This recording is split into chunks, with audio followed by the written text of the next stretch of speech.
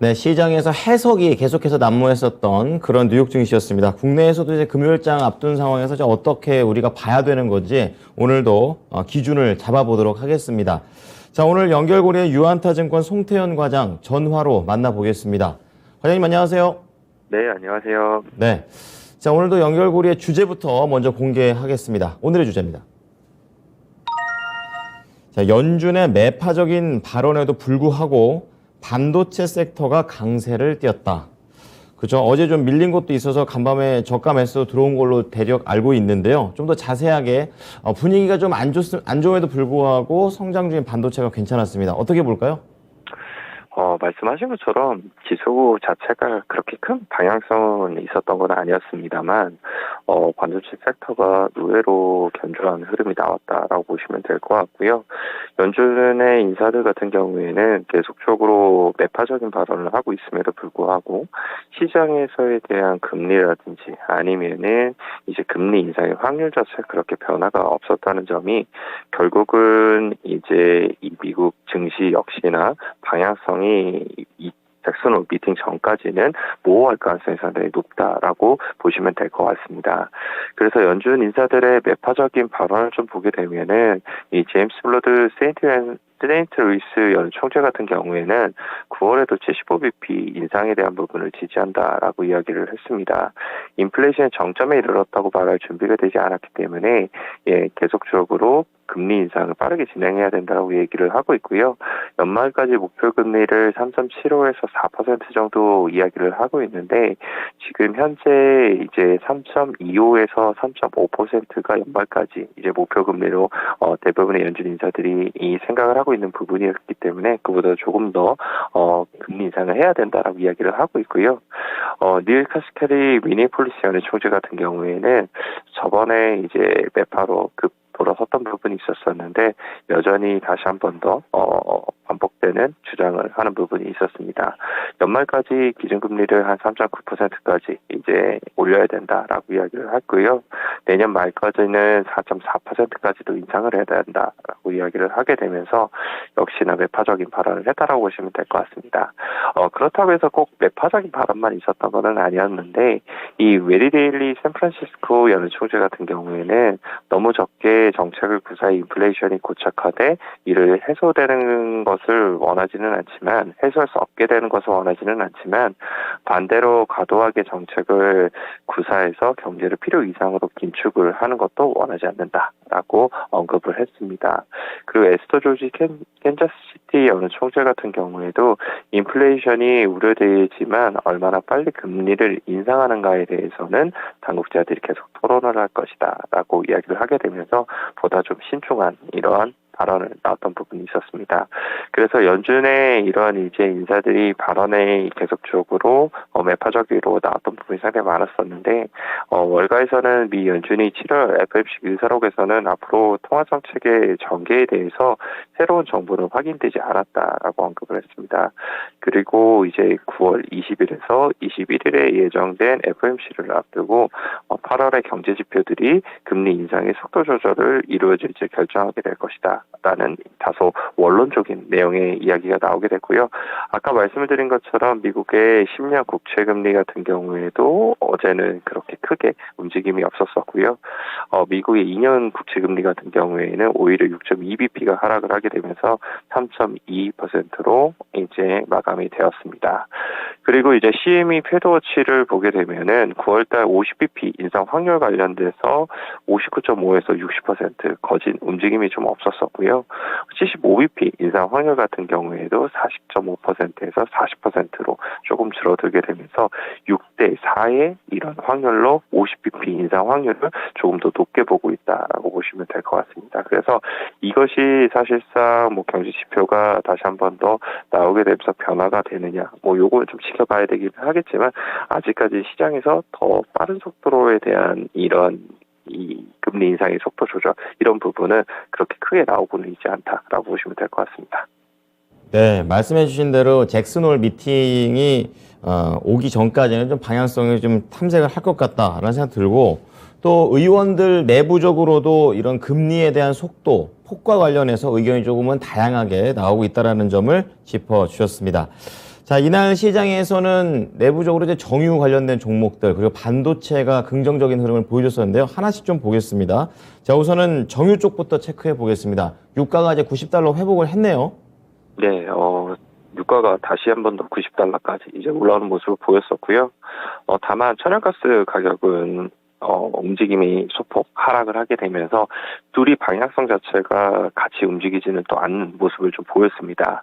일단 오펙 사무총장의 발언을 보게 되면은 지금 현재 유가 관련돼서 많은 추측과 불안이 유가의 하락을 이끌고 있다라고 얘기를 했고요. 하반기 세계 원유의 수요는 여전히 매우 강할 것이다라고 이야기를 했습니다. 그리고 이제 에너지 에스펙트에서 보게 되면 결국은 여름이 지나게 되면서 겨울이 다가오고 있고 겨울철 난방 수요를 바탕으로 해서 원유의 수요가 다시 한 번 더 크게 증가를 하게 될 것이다라고 이야기를 했고요. 반면 공급은 이에 충당할 만큼 빠르게 증가하지 못하게 될 거기 때문에 근시일 내에 100%를 회복하게 될 것이다라고 전망이 나왔습니다. 이에 따라서 이제 정유 관련된 종목들이 엑슨모빌이 2.4% 정도의 상승이 나오게 되고 그다음에 쉐브론 같은 경우에는 1.8% 그리고 옥시덴탈 페트롤리움이 3%가 이제 상승이 나오게 됐고요. 아까 천연가스가 오늘 소폭 하락을 했음에도 불구하고 천연가스 관련된 종목인 대번에너지 같은 경우에도 6% 상승 그리고 시니어 에너지 같은 경우에도 3.7% 상승이 나오게 되면서 전반적으로 이런 에너지 관련된 종목들이 강하게 움직임이 나왔습니다. 이에 따라서 오늘 국내에서도 관련된 종목들이 오늘은 정유 쪽 관련된 종목들이 조금 더 좋지 않을까라고 생각을 해볼 수 있는 것 같고요. 얼마 전에 이제 천연가스 가격 급등이 나오게 되면서 천연가스 관련된 종목인 GSE라든지 이런 종목들이 급등이 나왔던 부분이 있었었는데 저는 이러한 관련된 종목들 같은 경우에도 천연가스 가격이 더욱더 상승이 전망이 많이 되고 있어서 계속 관심을 가져야 되지 않을까 이렇게 생각이 되고 있습니다. 네, 뭐 크기, 시가총액 규모와 상관없이 에너지 관련된 종목들이 좀 강세를 띠고 있고 오늘 국내에서도 긍정적으로 봅니다. 특히 천연가스도 관련주 더 움직일 것으로 예상을 해주셨는데요. 자, 정유 쪽은 이 정도 보도록 하겠고요. 반도체 쪽도 정유만큼은 아니지만 그래도 좀 상당히 세게 반등이 좀 나와줬습니다. 이 부분도 짚어주세요. 네, 필라델피아 반도체 지수가 2% 상승을 했습니다. 마이크론 테크놀로지도 한 2%, 엔비디아도 한 2%, AMD도 한 2% 정도 상승이 나오게 되면서 전반적으로 우리가 알고 있는 반도체 종목들이 한 2% 정도의 상승이 나왔다라고 보시면 될 것 같고요. 그 외에 조금 더 상승폭이 컸던 종목들이 있었었는데 그런 종목들을 지금부터 좀 말씀을 드리겠습니다. 먼저 울프스피드 같은 경우에는 전일 시장에서 한 32% 정도 이제 상승이 나왔던 부분이 있었습니다. 실리콘 카바이드 관련된 반도체를 이제 생산을 하고 있는 업체이다라고 보시면 될 것 같은데 목요일날 장 마감을 하고 나서 수요일 장 마감이죠. 정정하겠습니다. 수요일 장 마감을 하고 나서 이 실적 발표를 하게 됐었고 그 실적 발표에서 이제 호실적을 기록을 하게 되면서 프리마켓에서부터 상당히 좋았다라고 보시면 될 것 같고요. 2분기 매출액 같은 경우에도 컨센서스를 대폭 상회를 하는 모습이 나왔었고요. EPS 같은 경우에는 아직까지 마이너스를 기록을 하기는 했지만 그래도 컨센서스를 상회하는 흐름이었다라고 보시면 될 것 같습니다. 그리고 반도체 관련된 이제 기업들이 향후 가이던스 관련돼서도 강하게 제시를 안 하게 되는데 울프스피드 같은 경우에는 향후 가이던스도 상향 조정을 하게 되면서 상당히 이 반도체에 관련돼서 실리콘 카바이드 반도체는 이 수요에 대한 부분이 견조하다라고 이야기를 했던 부분이 있었습니다. 이 파이퍼 샌들러는 이제 울프스피드가 다수의 최종 수요 시장에서 실리콘 카바이드 적용 가속화의 혜택을 누릴 최고의 지위를 가지고 있다라고 이야기를 해가야 되고요. 목표 주가를 130불을 이제 제시를 하게 되면서 울프스피드가 오늘 더욱더 크게 올라갔던 부분이었다라고 보시면 될 것 같습니다. 그리고 또 한 가지 기업을 저희가 봐야 될 것 같습니다.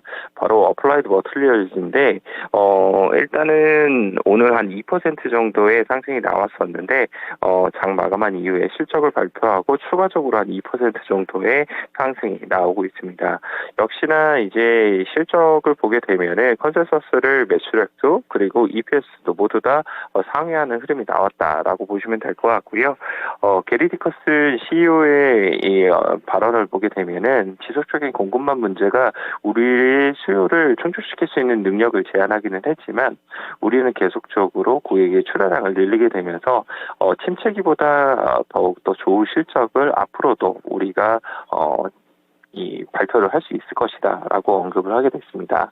그리고 향후 가이던스 관련돼서도 지금의 현재 컨센서스 대비 소폭 상회하는 값을 제시를 하게 되면서 반도체 관련돼서 사실상 계속 업황에 대한 이런 논란이 많이 일어나고 있었었는데 그런 부분이 조금이나마 완화가 되는 흐름이 나온 것이 아닌가라고 판단을 해볼 수 있는 것 같습니다. 그래서 반도체 관련돼서 투자 심리가 상당히 제한이 됐었던 부분이 많았었는데 이런 부분을 다소나마 조금 더 좋게 만들어줄 수 있는 것이 아닌가라고 생각을 해볼 수 있는 것 같고요. 오늘 시장에서도 국내 이제 삼성전자라든지 SK 하이닉스가 어떻게 반영을 하게 되는지 이 부분을 좀 지켜봐야 되지 않을까 이렇게 생각되고 있습니다. 네, 국내 반도체 시장도 환율에 대한 부담이 있지만 외국인이 좀 사는 그런 흐름을 계속 보여주고 있습니다. 그래서 오늘은 반도체 쪽에 좀 더 포인트를 맞춰서 종목을 선정을 해주셨는데요. 오늘의 종목 공개합니다.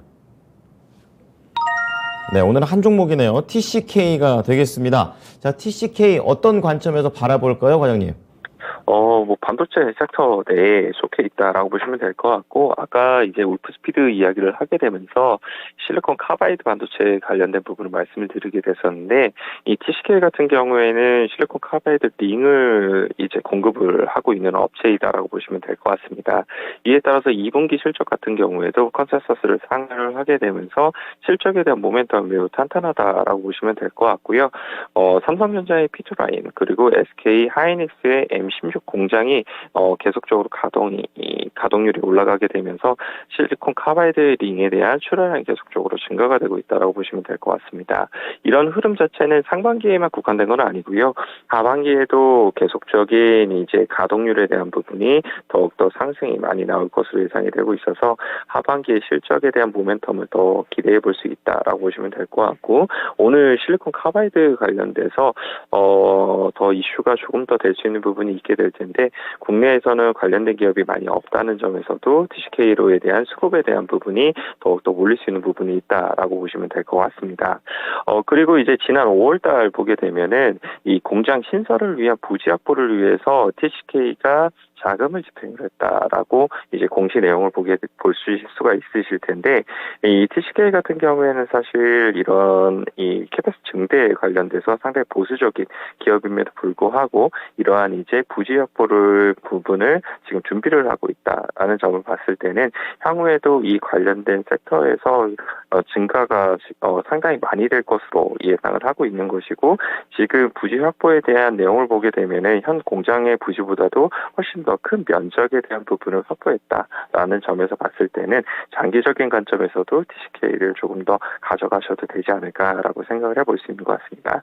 그래서 이제 TCK를 바닥권에서 그닥 올라온 게 없기 때문에 지금 구간에서 충분히 접근을 해보셔도 된다라고 말씀을 드리고 싶고요. 그 외에도 이제 보게 되면은 KNJ라든지 아니면 RF 머티리얼즈 같은 경우에도 실리콘 카바이드 관련돼서 해당이 될 수 있는 종목이다라고 보시면 될 것 같고, RF 머티리얼즈 같은 경우에는 울프스피드로에 대한 이런 고객사로 갖고 있다는 점에서도 오늘 추가적으로 부각을 좀 받을 수 있는 부분이다라고 보시면 될 것 같습니다.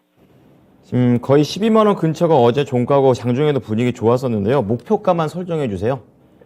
일단은 단기적으로는 그렇게 크게 보지는 않고 있고요. 워낙 투자 심리가 사실 반도체 쪽에 아직까지는 조금 확인을 해야 되는 부분이 많기 때문에 일단은 13만 5천 원 정도를 제시를 해드리고요. 추가적으로 올라갈 수 있는 게 한 15만 원까지도 회복이 될 수 있지 않을까 이렇게 생각을 하고 있습니다.